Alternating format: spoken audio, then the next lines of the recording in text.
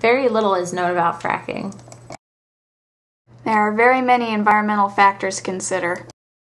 However, fracking has many benefits. Many people have grown upset over the issue. So what's the real truth about fracking? So what can you do about fracking? In this project, we are not trying to condemn nor advocate fracking. We are simply providing you with the facts about it. Imagine water from your local stream, and imagine it on fire.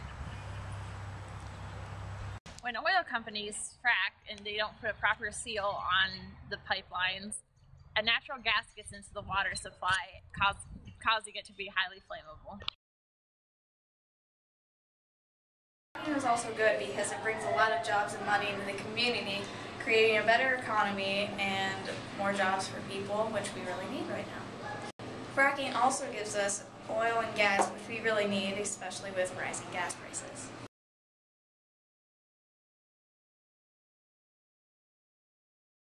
What all did they want in your contract? Well, there was two different contracts. There was the contract that the landmen came out with, and it was very slanted towards the owners of the company.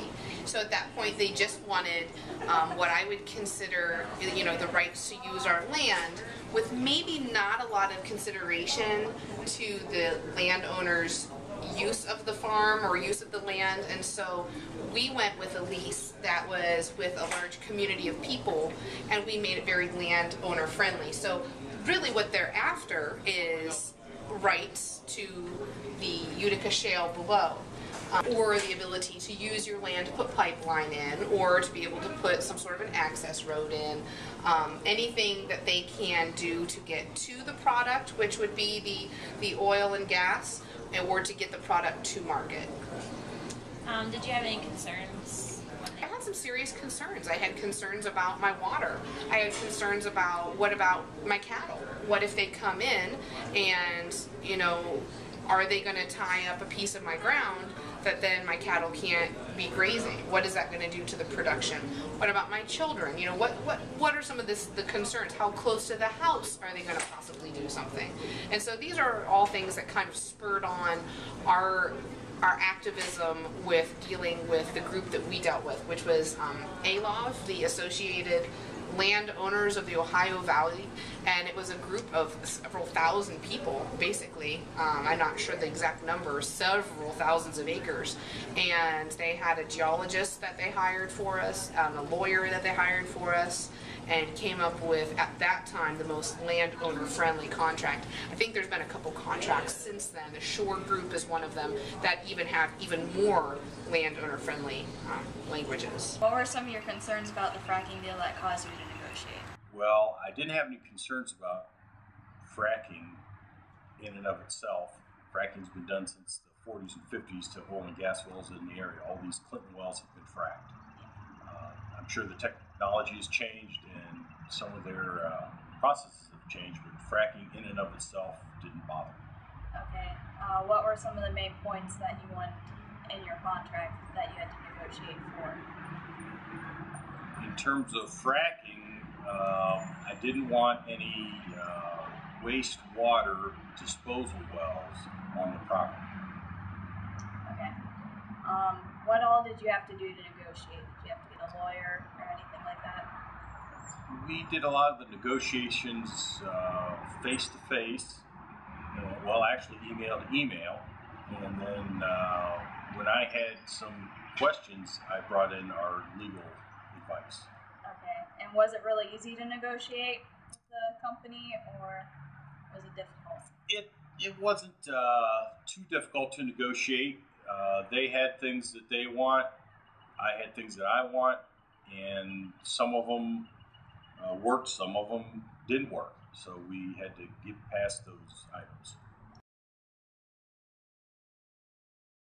If someone is possibly signing, things that you really want to think about is the restrictions on the depth that you're leasing.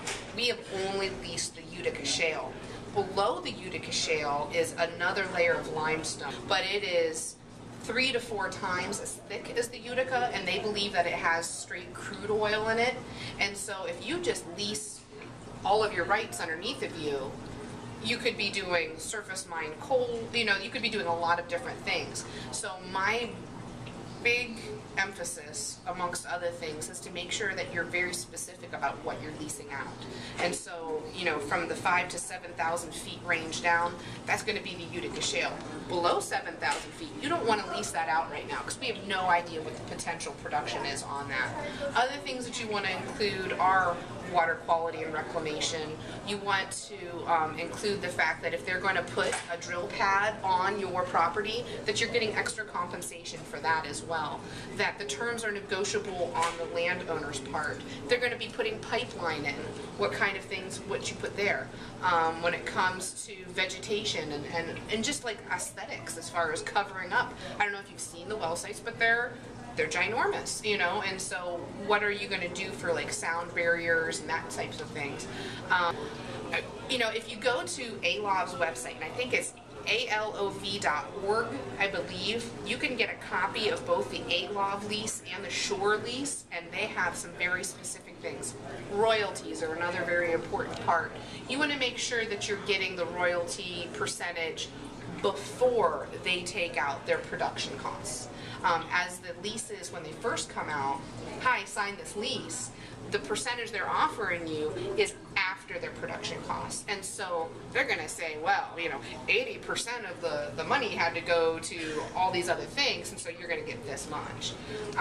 You know, and to talk to your neighbors and your community.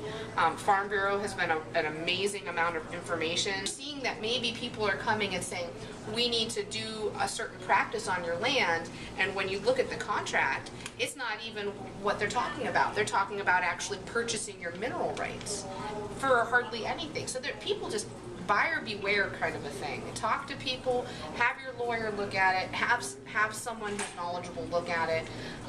You know, it's very important that we all work together on this, because there's been some communities that haven't, and they're really paying the ultimate price. And by golly, if somebody's water gets messed up, they need to speak up right away about it. And I guess would be the other thing that kind of goes into what we had talked about even in class, is that everybody needs to get a baseline water quality reading. If you've got a well, you should be doing that anyways. But if you don't know where you're at as far as quality, how are you going to know if they messed you up? You know, and how are you going to be able to prove that in court? So, not that they're going to mess up any water, but I don't want to be caught standing there holding the bill and they come and say, well, how do we know your water wasn't messed up ahead of time? We have presented you with information about fracking and its consequences in hopes that you will be able to make an informed decision when and if the time comes for you to negotiate your own contract.